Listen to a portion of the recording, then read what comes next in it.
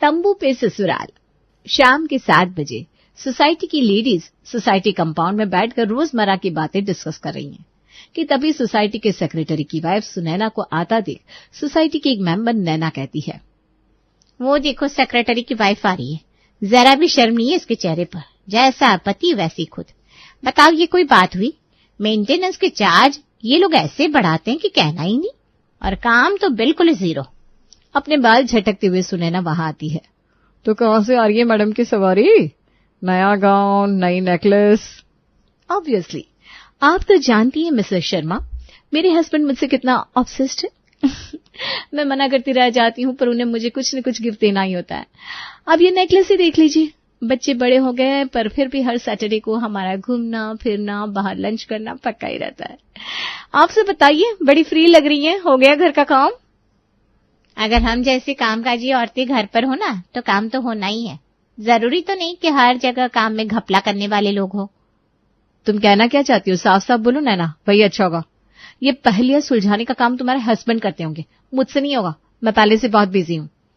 Society maintenance का charge जो पहले 1000 रुपए था, अब सेक्रेटरी साहब ने 2000 कर दिया, जस्ट डबल, वो भी बिना पहले सोसाइटी के लोगों को इन्फॉर्म किए। और उसके बाद भी ये हालत है कि लिफ्ट बीच में बंद पड़ जाता है। आज सुबह ही मेरे जेठ जी फंस गए थे लिफ्ट में। मुझे समझ में नहीं आता नैना, ये सारी प्रॉब्लम्स तुम्हारे घर से ही कैसे शुरू होती है? इस सोसाइटी में कितने सारे अपार्टमेंट हैं और कितने सारे लोग हैं, इनमें से कोई तो लिफ्ट में नहीं फंसा। लिफ्ट की प्रॉब्लम होती तो आप भी फंस सकती थी, आपके हस्बैंड भी फंस सकते थे, आपके जेठ जी क्यों फंसे? अरे भाई, जो आदमी आज तक किसी रिश्ते में नहीं फंसा वो लिफ्ट में कैसे फंसेगा? शादी नहीं हो रही है ना इसलिए बावले होते जा रहे हैं।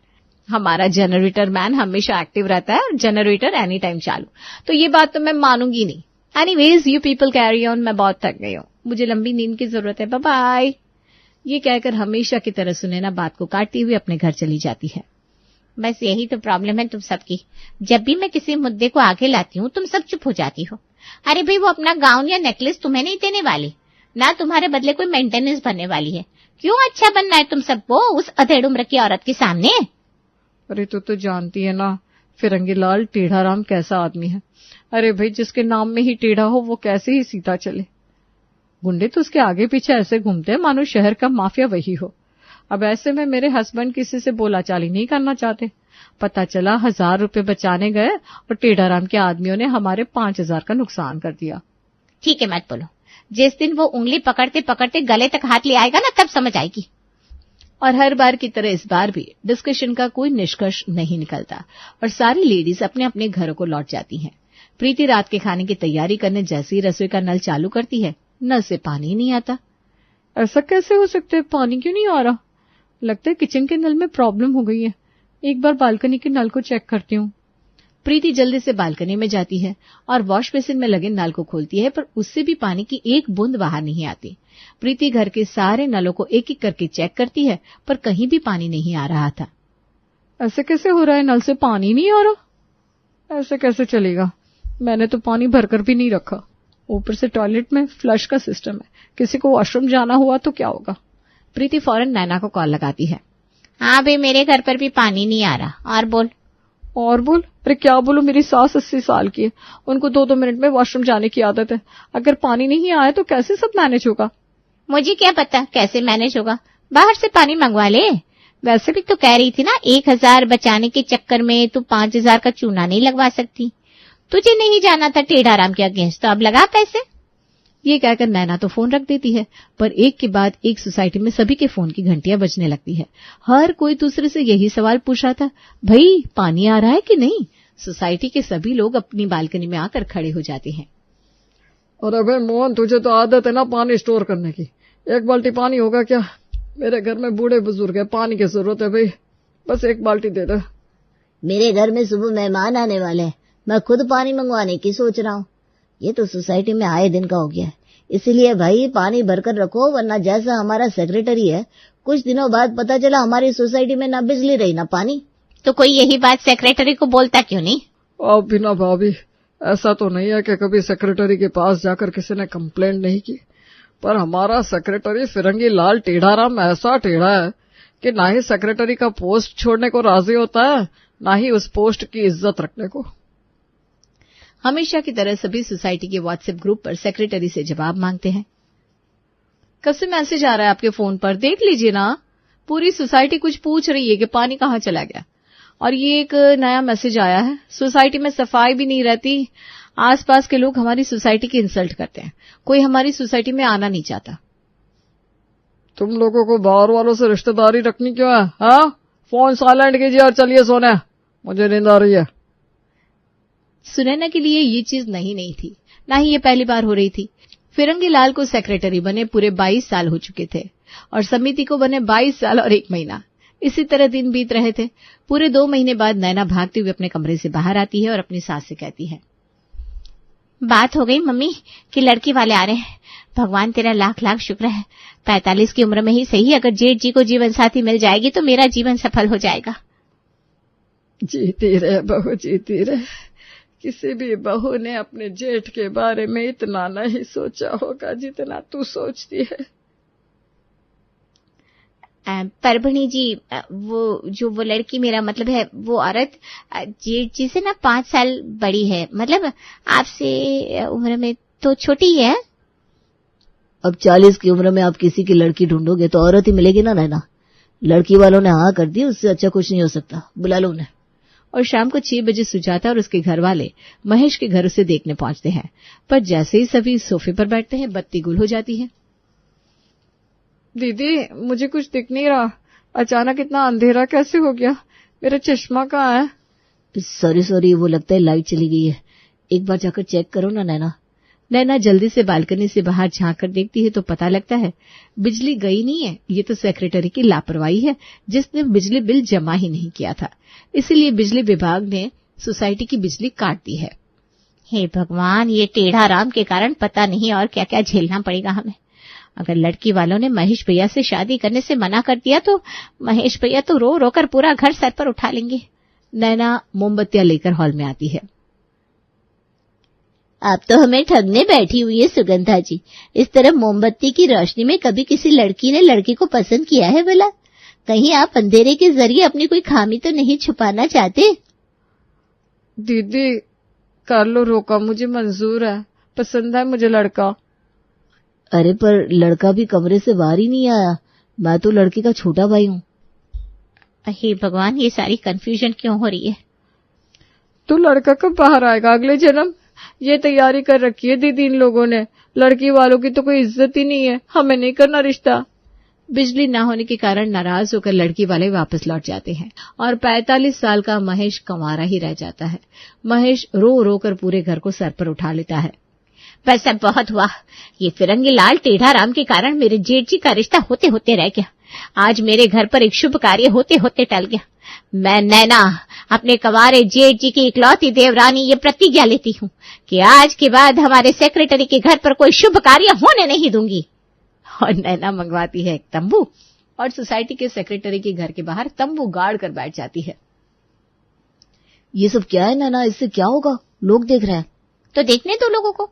अब तो मैं यहीं रहूंगी मम्मी जी, आप देख लीजिए। आपको घर पर रहना है तो आप रह सकती हैं। खाना मैं तंबू में बना दूंगी, यहाँ से आकर आप ले जाइएगा या जेठ जी पहुंचा दिया करेंगे। नैना बिल्कुल ठीक कह रही है, ये जो कुछ भी हुआ है वो टेढ़ा राम के कारण हुआ है। मैं भी अपना तंबू यहीं गाड़ रहा हूँ। यहाँ नैना फिरंगी लाल के घर के बाहर तंबू गाड़ कर बैठी थी तो वहां इस सबसे अनजान टेढ़ा राम अपनी गाड़ी लेकर बाहर से लौट रहा था। अपनी आदत से मजबूर टेढ़ा राम खुद सेक्रेटरी होकर सोसाइटी के दरवाजे पर ही अपनी गाड़ी पार्क कर देता है। अच्छा किया नैना भाभी ने जो उसके घर के बाहर ही तंबू गाड़ दिया, अब आएंगे इसके होश ठिकाने। टेढ़ा राम जैसे ही अपने घर के दरवाजे के पास पहुंचता है तो देखता है उसके घर के बाहर 2-2 तंबू गड़े हुए हैं। कहीं कुकर से सीटी निकल रही है, कोई हाथ से हाँकने वाला पंखा लिए खुद को हवा कर रहा है। सेक्रेटरी साहब, आप आ गए। ये देखिए, इतनी गर्मी में मुझे हाथ वाले पंखे को लेकर हवा करनी पड़ रही है। एक्सटेंशन कोड है मेरे पास, जरा अपने घर से बिजली तो देना। ये सब क्या है? आप लोग ऐसे हमारे घर के बाहर तंबू गाड़ कर नहीं बैठ सकते। अब तो यहीं रहेंगे हम, जब तक इस निकम्मे सेक्रेटरी को इसके काम की जिम्मेदारी समझ में नहीं आ जाती तब तक मेरा परिवार यहीं डेरा जमाएगा। और सुना ना, बहुत टेंशन लेती हो तुम। एक रात तंबू में रहेंगे तो अपने आप होश ठिकाने आ जाएंगे इन लोगों के, और अगली सुबह अपना तंबू लेकर निकलते बनेंगे। आप आराम से चाहिए, अपनी नींद पूरी कीजिए। टेढ़ा राम को तो दुनियादारी से मतलब ही नहीं था। उसे इस बात से फर्क ही नहीं पड़ रहा था कि उसे सबक सिखाने सोसाइटी के किसी मेंबर ने उसके घर के बाहर तंबू गाड़ा था। बेशर्मी का चोला उड़े फिरंगीलाल टेढ़ा राम अपने घर चला जाता है। अगली सुबह 5 बजे टेढ़ा राम और उसके परिवार वालों की नींद मिक्सर ग्राइंडर की आवाज से खुलती है। पापा देखो तो बाहर क्या हो रहा है, वो कंवारा महेश हमारे घर के बाहर खाना पका रहा है। हटाओ यार पापा उसे, वरना मैं जाकर पीट दूंगा, फिर ना खाना बनाने लायक रहेगा ना खाना खाने लायक। अरे शांति बेटा शांति, 2 बार सड़क पर बैठकर खाएंगे ना तो होश ठिकाने आ जाएंगे दोनों के। तुम अपना बीपी क्यों बढ़ा रहे हो? पर कल रात तो आपने कहा था कि एक रात बाहर सोएंगे तो उनके होश ठिकाने आ जाएंगे। पर ये तो सुबह 5 बजे उठकर ही अपने पेट में डालने के लिए खाने की तैयारी करने लग गए। सुबह 5 बजे खाना कोई खाता है भला? ये सब इनका ड्रामा है हम लोगों को परेशान करने के लिए। मान लो खाना बन भी गया तो नहाएंगे कहाँ?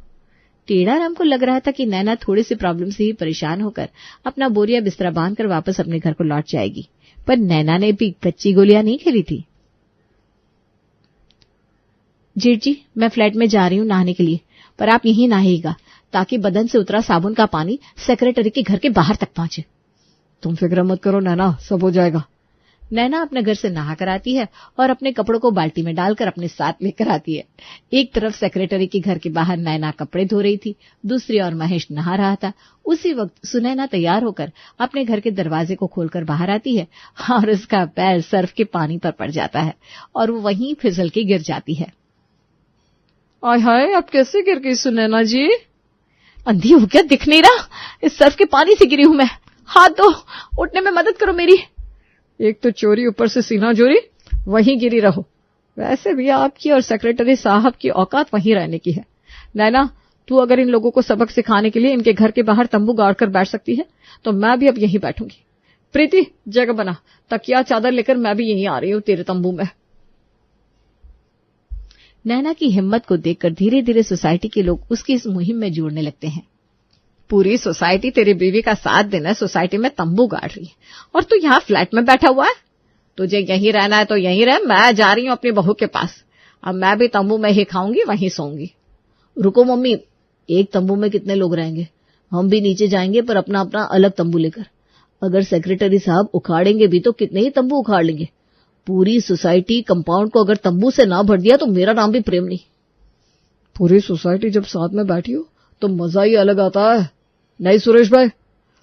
बिल्कुल मोहन भाई, इसी बहाने हम सब एक साथ एक दूसरे के घर का खाना भी खा पाएंगे। वैसे क्या बना रही है भाभी? हमारे यहाँ तो मटर पनीर बन रहा है। एक काम कीजिए नैना भाभी, आप चावल बना लीजिए, सब्जी हमारे तंबू में बनी रही है। कोई मीठा बना देगा, कोई कुछ, सब अलग अलग मेहनत क्यों करे? अब तो समझ भी नहीं आ रहा, ये तंबू हमने सेक्रेटरी के होश ठिकाने लगाने के लिए गाड़े हैं या एंजॉय करने के लिए? सोसाइटी कंपाउंड में कहीं बच्चे खेल रहे थे, कहीं खाना बन रहा था, कोई कहीं नहा रहा था तो कहीं बूढ़े बैठकर खांस रहे थे और ये सब देखकर टेढ़ा राम का दिमाग खराब होता जा रहा था। पर असली प्रॉब्लम तो अभी उसकी लाइफ में आने वाली थी। ये तंबू मम्बू हटवाइए ना पापा, प्रिया के घर वाले मुझे देखने आना चाहते हैं। अगर वो देखेंगे कि लड़के के घर के बाहर सोसाइटी के लोग तंबू गाड़ कर बैठे तो क्या होगा? तुम ये कह देना कि किसी कारण से हमें शहर से बाहर जाना पड़ गया।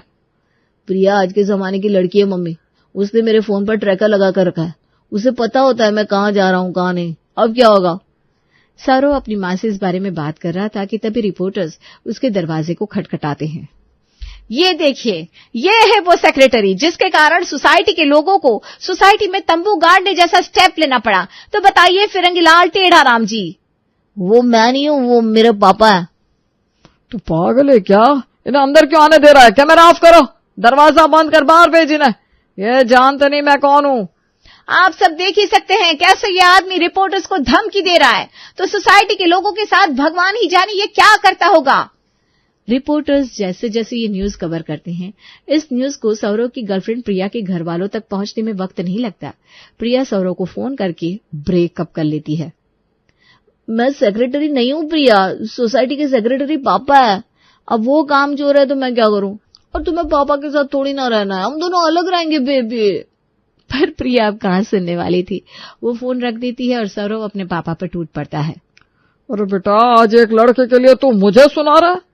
मैं चाहूं ना तो अभी अपने लोगों को बुलाकर इन तंबुओं को उखड़वा सकता हूं, पर यह बात सभी न्यूज चैनलों पर आ चुकी है। कुछ दिन रुक जा बेटा, मामला ठंडा होने दे, सब सेट कर दूंगा। इतनी अच्छी लड़की लेकर आऊंगा तेरे लिए। बस पापा बस, आपको लगता है कि पैसों से ही कुछ भी चीज हासिल की जा सकती है? इसी सोच के कारण आज आपका कोई दोस्त नहीं है। दरवाजे के बाहर इतने सारे लोग पहले ही फिरंगी लाल के विरोध में खड़े थे। अब उसके घर के अंदर उसका खुद का बेटा सौरभ भी उसके अगेंस्ट हो गया था। सौरभ गुस्से में घर छोड़कर चला जाता है। लोगों के इतने ताने बाने, यहाँ की इतने बड़े मसले से भी फिरंगी लाल टूटा नहीं था, पर अपने बेटे को खुद से दूर जाता देख फिरंगी लाल टूट जाता है। उसी शाम फिरंगी लाल अपने घर के बाहर आता है और सभी से कहता है, तुम जीत गई नाना। बड़ी मुश्किल से शादी हो रही थी महेश की, पर मेरी लापरवाही के कारण उसकी शादी टूट गई। शायद उसी की सजा भगवान ने मेरे बेटे को दी। जो लड़की मेरे बेटे से इतना प्यार करती थी उसे रिश्ते के लिए मना कर दिया। और कारण क्या है कि मैं सोसाइटी का सेक्रेटरी हूं और मेरे कारण सोसाइटी के लोगों को इतनी तकलीफ हो रही है। इसीलिए मैं फिरंगी लाल टेढ़ा रहा हूं, अपनी पोस्ट से इस्तीफा देता हूं। फिरंगी लाल को अपनी गलती का एहसास हो चुका था। नैना ये समझ जाती है और पूरी सोसाइटी को लेकर प्रिया के घर वालों के पास जाती है और मनाती है। एक तरफ प्रिया के घर वाले सौरव के साथ अपनी बेटी का रिश्ता करने के लिए राजी हो जाते हैं, तो दूसरी तरफ नैना को सोसाइटी का नया सेक्रेटरी बना दिया जाता है।